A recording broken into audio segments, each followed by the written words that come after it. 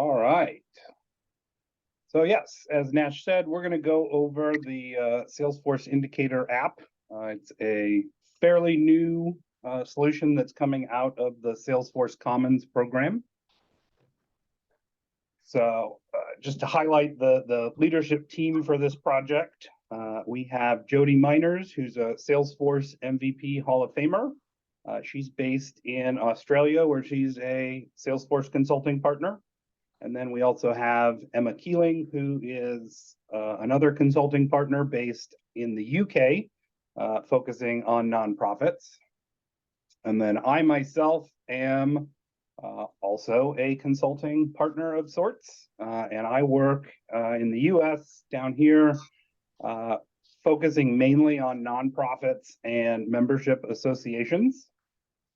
So for the last 6 years, I've been a systems specialist, which is a fancy term, which means that I get to focus on supporting clients on a range of solutions, from document generation to automating business processes to handling financial transactions and accounting ledger transactions and payment processing and all that.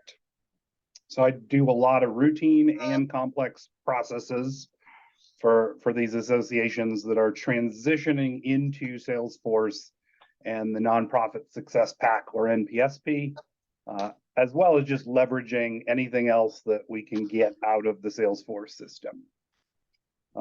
In addition to that, I do freelance work as an admin for a few organizations that I'm close to, and I am active on the Ohana Slack group when I find some time. Prior to the Salesforce ecosystem, I actually worked 6 years in a membership association, serving in a couple roles as director of operations and an executive director. And prior to that, I did work 5 years at a major top-ranking institution in the US, doing some student information technology. So I've always been in kind of the nonprofit higher ed space, and always kind of in the IT arena, despite a educational background in construction management and an attempt to become a high school math teacher. So for the last 2 years, I've been working on this team to build the Salesforce Indicator app and serving as its technical lead. So as I mentioned, it came out of the Commons program. I'll just touch on that briefly. This is an open source initiative from the salesforce.org side, where there's community sprints where we come together and we collaborate to innovate and just develop solutions that fill the cracks needed, mainly in nonprofit and higher education, but they can be used outside of those. And so that's where we just focus on these community-driven initiatives. I won't go into the governance model, but there are checks and balances. So there is confidence behind these open source projects where there are teams managing them. They do have to meet technical requirements and pass the security review, and be specific managed packages. They're not unlocked or unmanaged, but they are open source. And so typical life cycle, right? An idea comes to the Commons, it gains transaction, they start developing an idea, and then at that apex pinnacle, there's a launch, and then there's a dedication to continued development. So that's where we just hit that launch back in October of 23, and we're already this month releasing a version 2 with updates and feedback, and we have probably at least 2 more years worth of roadmap items and suggestions that have come to us. So diving in, Salesforce Indicators is this at-a-glance Lightning Web component that you can drop on any record page with the purpose of highlighting data that's important to your organization. So you get to fully decide what you want that data to be, how you want it represented within our component, And it's all done with clicks. We've handled the code for you and the ability to handle things in some pretty flexible and dynamic ways. So the problem really came out of the fact that there's a lot of data on a page layout. Page layouts, from my consulting experience, are usually designed for data entry with a secondary look at, being able to utilize that data in sections on a page. But sometimes those key data points that you want aren't really in your face, and they might be lower on the page. So this is where our component comes into place, and it puts them all into one spot for you to have that visual representation of the data and have that at a glance perspective. I'll just skip that comment. The project actually started as a classic Visualforce solution back in 2016, 2017. Jody came along and wanted to convert it to Lightning instead of Classic. I stumbled upon her repository. She had a bunch of comments on what she wanted to do. And with my technical background, I was able to solve those pretty quick. And then we agreed to dedicate it to the commons so that it wasn't limited to just her or myself. So, as I said, it's fully customizable. We do have it designed for field level security and approaching it from two different audiences, as you'll see. So over here on the right in those purple boxes are two instances of the Indicators app. So an example of showing a set of indicators for a fundraising team, as well as a set of indicators for a marketing department. One of the nice things with Lightning page layouts is we can use conditional visibility, that even though we put the component on the page twice, if we wanted to, we could only show one or the other or both, depending on that conditional visibility. So a little breakdown of what is comprised in that. We actually call the entire component an indicator bundle. And a bundle is composed of individual indicator items, as you see there on the bottom. And we're starting to add additional functionality. So you'll notice we've got this little help key that you can launch, as well as for the admins, we've got this optional refresh key. So as you're developing it, you're able to get some real-time updates and not have to keep refreshing your page. So current features, as I mentioned, we approach this with access in mind. So we do have a custom permission, which grants users the ability to manage and configure the app, so they don't have to be system administrators necessarily. As well as when you have that permission, you're able to see a lot more details inside the component. And then, because we're at the root of everything, we're using the Salesforce avatar component. We're able to leverage the Salesforce Lightning Design system icons. But we can also pull in static resources. So we can use images that are within Salesforce, whether it's from their login dot logos or their icons or legitimate static resources. We can use the classic images. We can use publicly accessible images. You can pull in the values from the field itself. You can override them and display text, or my favorite is sometimes leveraging emojis as well. So this is a user version of the help key. So what it does is it gives you a high level information as well as the list of all the configured indicators.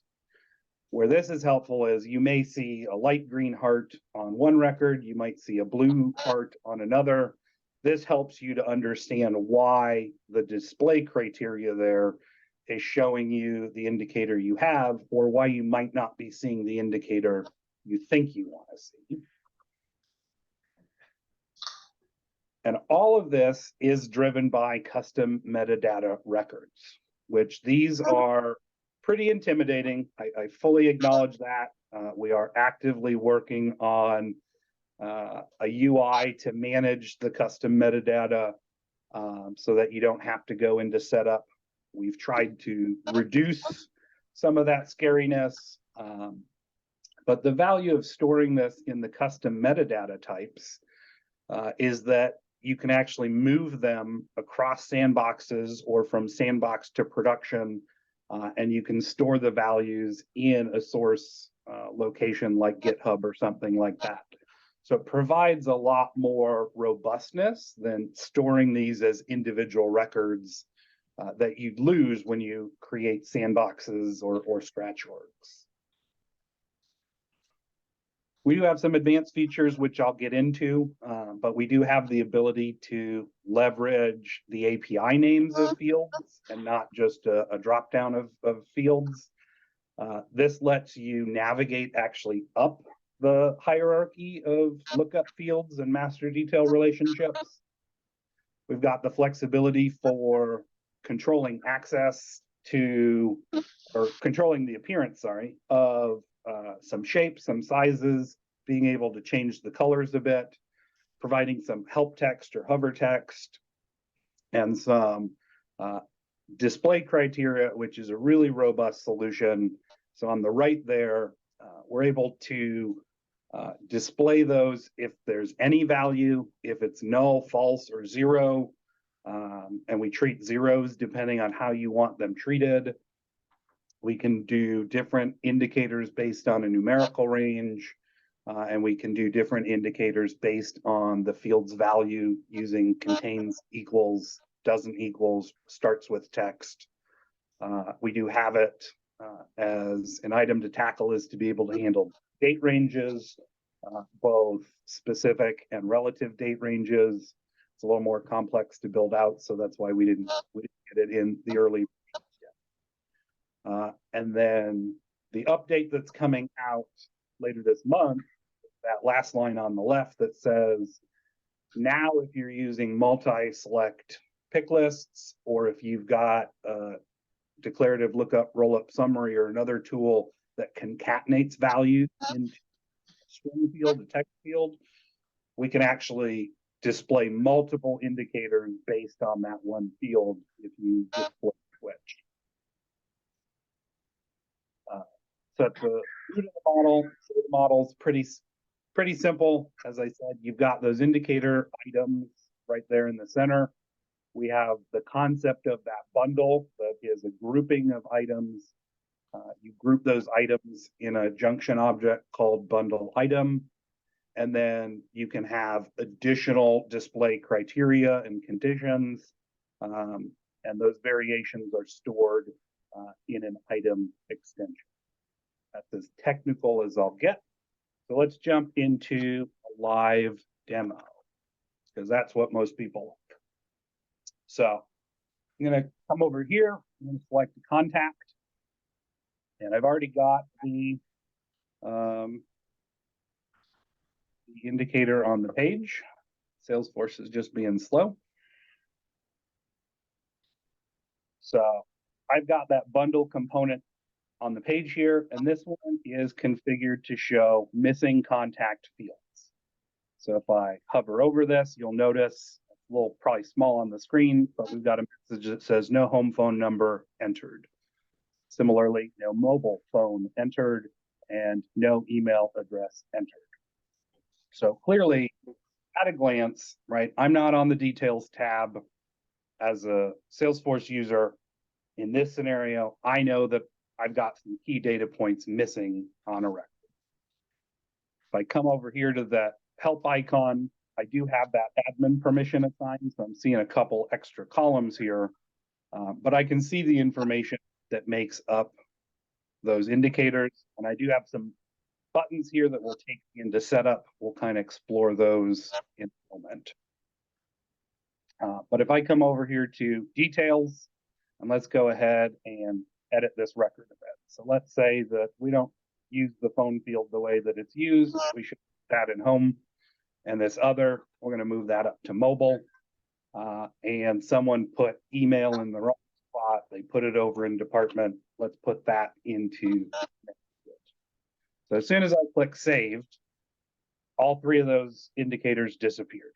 So it is that quick and responsive. I came back here and put that back to regular phone. You'll see that we get that home phone missing. So that's one of the nice things, is because we're using the Lightning technology, we're able to those quick updates on the page layout. I'm going to navigate over to the account record. And just to show you that we do have some kind of user friendliness, that we're displaying an error message to the admin. So if you have that admin permission, you'll see this. Other users, it should collapse and they shouldn't see. I'm going to go in and I'm going to edit this page to show you how we configure that actual component itself. So if you are adding it to a page, you would do it from the custom managed component, and you just drag it and drop it on the page. So if you click on that component, you'll notice that you're supposed to select a bundle. That's why we're getting the error. So I'm going to go ahead and select our account company info. See that now I'm getting a bunch of indicators. I'm going to zoom in a bit. So it's easier for you all to see. So we do have some options. If you don't want to display the description, you can toggle that description off. If you don't want to display the title, you can toggle that off. Now, I will acknowledge that our help icon gives this awkward white space. We've got some feedback to try and reduce that awkwardness. And then you do have the ability right now to control the size of those indicators. So right now we're supporting large and small. We may expand that to some of the other sizes Salesforce has, but based on preliminary contact or feedback, anything smaller than medium, most people said were too hard to utilize. And then for a bit of breaking up, if you want to switch to circles instead of the rounded squares, you can go ahead and do that. And then, as we said, for those admins, you can toggle on that refresh button if you want it. So once we save those changes, we go back to our account record, and you can easily see that we've now got a bunch of indicators, again, with various highlights in regards to those, giving us feedback on this record, right? So we go into the help key here. I'm going to hit collapse all right away. So we are looking at the industry field, the billing country, the annual revenue, the rating, and the account source, right? I think most of us can understand that these are probably in various different locations on the page layout. But now we're able to get that at a glance to show them where they need to be. So here's kind of an example where we can configure different indicators based on a pick list. So if we want to call out pick list values and represent them differently, we can do that. Countries, right? If in this example, we want to designate, is it a United States or a Canadian account, or is it missing the account with this darker color, or is it any other country that we're dealing with? Being able to get that kind of light purple. Here's an example here where we've got numerical ranges. So we're able to show whether it's a high value account.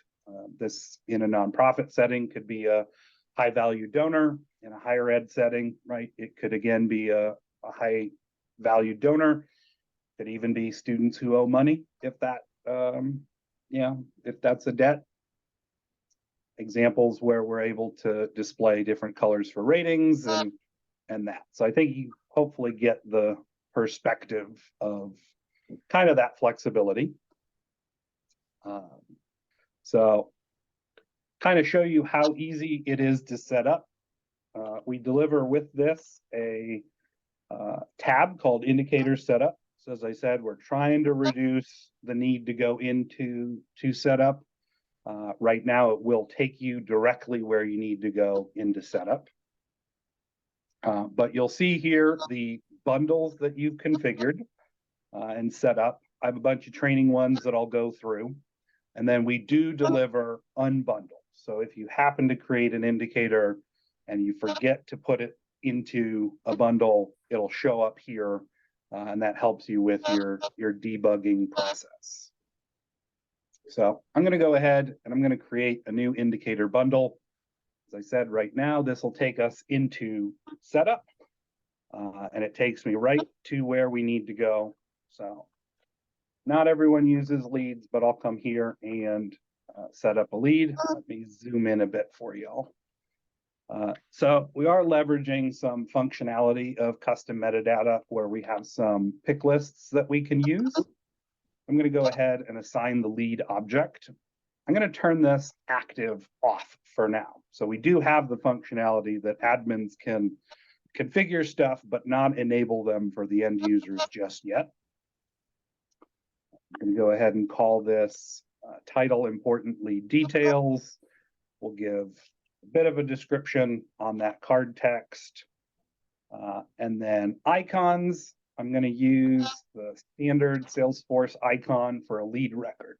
So not many people are too familiar with the Salesforce icons, but if you go to the lightningdesignsystems.com, Salesforce has an icon section here.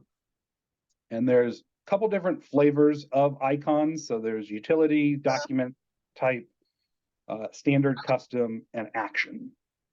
So for the most part, we're using standard and custom. Sometimes you can use utility. Actions we found is the sizing is not the best. But you'll see that Salesforce provides a bunch of colorful or creative indicators, or sorry, icons. So utility are always gray. There are some ways to change those colors. Standard are the ones that you're used to seeing probably all over the Lightning experience. A big tip up here is you can actually search for stuff, if I could type today. So I typed in the word save. There is one indicator or icon that matches the word save, but Salesforce has also done a little bit of customization to recommend some additional indicators for you, icons. Sorry, I keep saying indicators. So as you're trying to plan them out, this was probably going to be the library you use to start to figure out what you want to do. So there's a little convention right now, which is if you selected custom or standard, you do that word, then colon, and then the name of that that icon. I got it right this time. And like a good admin, I'm going to go ahead and put in a description just so that future admins know why we created this. So the sales team needs visual communication cues. So now that I've saved that, if I go back to our indicators, I do have to refresh it right now. We're working on a refresh button on this page too. You'll now see that lead indicators is showing up here in our list. I just want to call out, right? I made it inactive, so you get this big warning that says it's not active. So we do have buttons that'll take you back in there, but let's go ahead and create an indicator item. And I'm going to go ahead and call this lead phone preferences. Again, I'm going to have to select my lead object. And now I get a drop down here for the fields on lead. So this one I know that I'm looking at is called do not call. In the advanced section, this is where you wouldn't use the field, but you'd use the API names yourself, and then you can come up with a creative label for what that looks like. Again, as a good admin, I'll come up with a description just so we know why we built this. Phone preferences are important. So this first column is used for if the field has any value, or kind of a default. And the second column here is used if you're handling this false or blank values. So this is where it doesn't have a value. So I'm going to put some hover text here that says it's okay to call. I'm going to pull in a icon value of the standard call icon. And here's where we've got some fun abilities. So we can override the colors. So if I come back here and I do call, out of the box, call is white and orange. In this one, I'm going to override it to green, and I'm going to override the center to white. I do want to know when it's false, and that do not call box is checked. I'm going to add some hover text that yells at my sales team not to call them.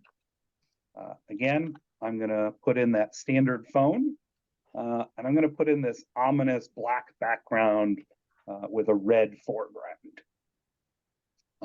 And that's as simple as setting up kind of your basic indicators. So we can do if it has any value, or you could leave all this blank and it wouldn't show. And you saw that in our missing phone on contact. And we can do a if it's false or blank, or we can do both.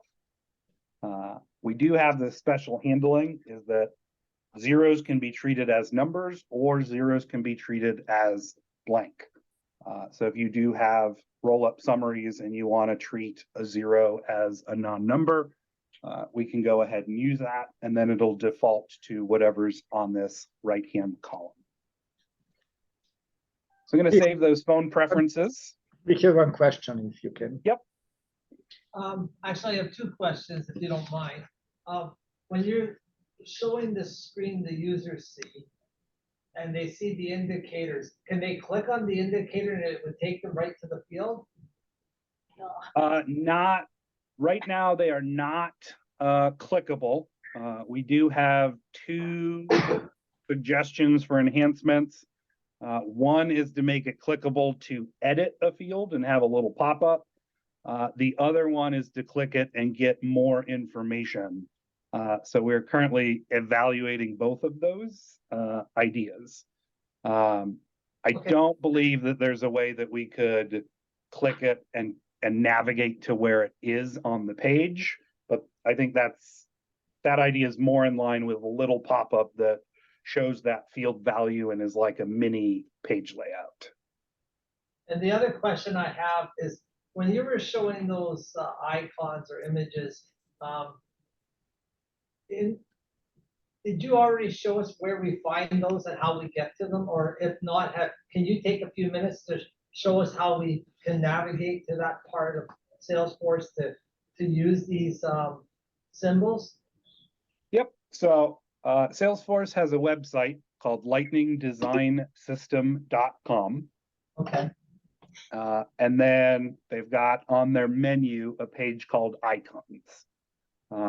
And if you go into a search browser and you type those words in the word icon, or even SLDS, which is the abbreviation for the Lightning Design System, and icons, it should be the first result. Thank you. So I use the Salesforce icons because they're a little faster than trying to figure out a URL for a static resource or any of the images that come with Salesforce.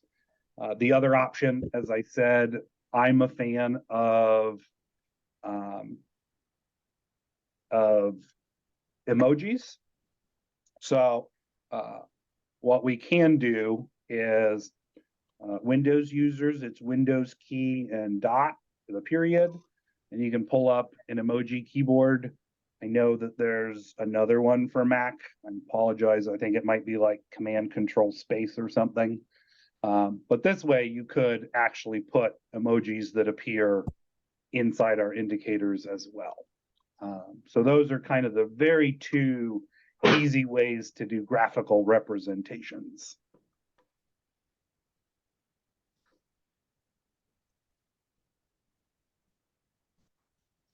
Any other questions?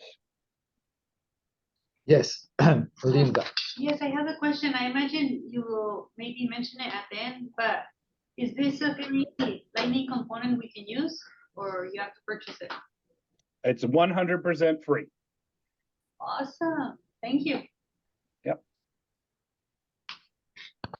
No more questions. Oh, no more questions? Okay. No more questions. All right. So I'm going to refresh that setup tab again. And if I come here to lead indicators, you'll notice I don't have anything yet. And as I said, that's because it's actually going to show up down here in our unbundled icons. I'm going to close all of them real quick because I don't want to reveal a surprise. And I'll just open up the do not call. But these are the two components we just created, or two indicators we just created. So we see, it's okay to call versus do not call. So what I can do is click up here and I can do the indicator bundle item. And I'm going to then create this junction record, which again, we're hoping to streamline this process. So I have to give it a name. So I'm going to call it, typically I use what is the bundle I'm putting it in, and then what is the name of that item. So we do get the ability to search. So I'm going to select our lead indicators, and I'm going to select our indicator item, which is my lead phone preference. And we do have the ability to order them on where they appear in the list. So I'm going to create a second one real quick, but I'm going to make this one appear in slot number 2 when it reorganizes. So I'm going to refresh this setup page once again. If I come down to our lead indicators, you now see that it is associated with that bundle. If I wanted to create another indicator real quick, we're going to do the same thing, but we're going to do email preferences. So give it a name. We're going to give it a lead. Oops, I'm creating a bundle. I don't want to create a bundle. I want to create an indicator item. Going too fast for my own good. So it's the lead, and then this field is the email opt-out field. Again, as a good admin, I'll give it a description here that says where marketing needs to know not to email this person. So again, hover text, okay to email. We're going to use that standard email. Again, just keeping with my kind of internal standard of green and white is good, and black and red is do not.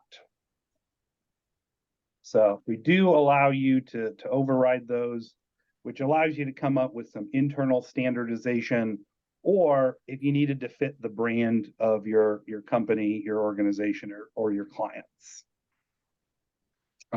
So I've created that. For those of you who've never done custom metadata through setup before, I'll kind of take you the long way that if we didn't build an interface for it. In here, in the quick find of setup, you just start to type custom metadata types and you would select it. And this is kind of unique. It's almost like the custom object manager section of setup meets the actual record page layout of setup. So if you clicked on any of these, it would take you to that kind of object manager approach. But if you click on manage records, you're actually managing the data of it. So if I come here to our indicator bundle item, we get this list view. I can click new, and you're going to see that it's pretty similar to what we saw before. So I'm going to then create my label. I'm going to quick populate my bundle and my preference. And this one, email's more important. We're going to put it in the first slot.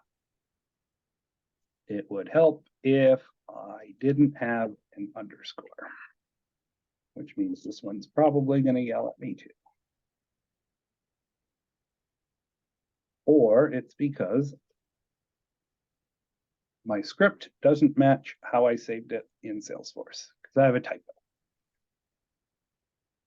All right, so that's how you could manage that all directly from the back end.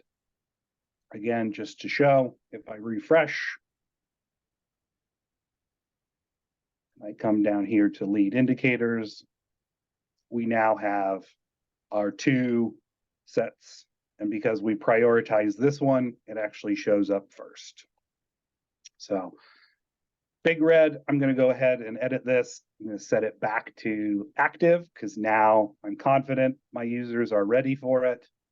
So I can click edit, activate it, save it, and that's ready to go. So we go to a lead record. I'm going to go to this first one. And again, click our gear, edit our page.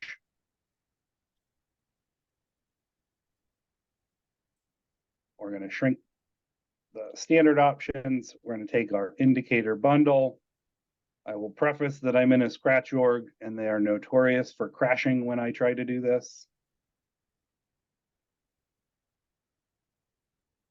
I'm now going to select my lead indicator and voila, it's ready to go. I'll add my refresh button just in case. Save that. Salesforce is probably going to yell at me to activate it. I'll go ahead and activate it. I'll simply do org default. It does work on mobile, which is really nice. So I have found this as value. I'm happy that with the upcoming release, we're going to have conditional visibility for mobile, but this is very, very helpful. I have found for when using certain preferences on the go. So it is a nice little component. The only caveat to mobile is that help key, we've learned we need to perfect it. The admin view does not work at all on mobile because it's just too much content, but regular users, no problem. So we know we're working on that. So here we go. We're on this lead record. And again, I'm on the activity tab, but I can clearly say I've got permission to email. I don't have permission to telephone this person. So that's kind of, I make it look easy. It gets easy with time, but it's all clicks, no code at all. I do want to show that fun Easter egg that I hid from you earlier. So one, if you wanted to upload animated images, you could.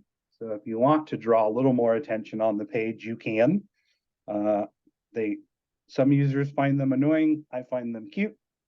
Or if you have custom things that you want to do that you don't think you can achieve with those standard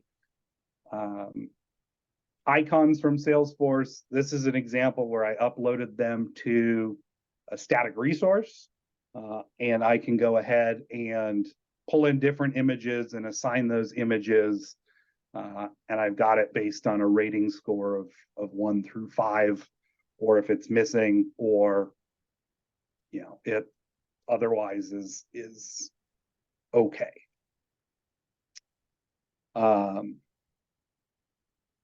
I'll jump over to the advanced section of our training indicators. So you'll notice that I'm actually on a contact bundle, but I'm going from the contacts account field and pulling the account number from the contacts account. So we do have the ability to navigate up and pull values and display them into different bundles. And then I'll jump over to the URLs just to show this is pulling in from a static resource. So again, if you have specific images you want, you can leverage those. We've got some Salesforce Classic images that we're pulling in. We're pulling in from the Salesforce/logos accessible images, the Salesforce/icons images. And this is an example where I'm actually pulling the image off of a publicly accessible website. Now I cheated, I'm using salesforce.com, which it has security permissions for. You may have to create a remote site setting in order for Salesforce to access it. But this is where you can put in an image URL to leverage those.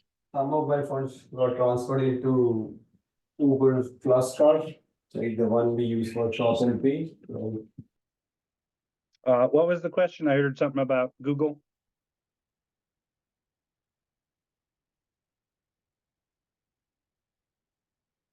Okay, never mind. So that's a way to just show you can use other images, and then kind of walking through our extension concept. I think you've seen enough that we can do different colors and stuff. But here's where you can do a equals versus starts with versus contains versus does not equal. This little indicator up here, help text indicator, shows that we've enabled display multiple.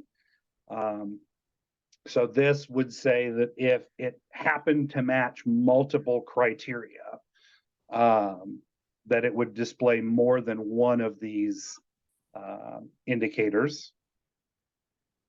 And then again, numeric values. So in our release later this month, when we go to install indicators, you will have the option to display these sample account and contact indicators, as well as the option to do our training indicators. I would recommend only installing those into a sandbox or a scratch org environment, but the value is that it does allow you to come here, click the icon to go into setup, and then it shows you how we configured it, right? So we've got this text operator as equals, and it contains the text warm and how we overrode the colors. And you can override them with HTML English, or you can override them with HTML hex codes. So that is all I got. You can install it. We'll make sure that you get the URLs for that.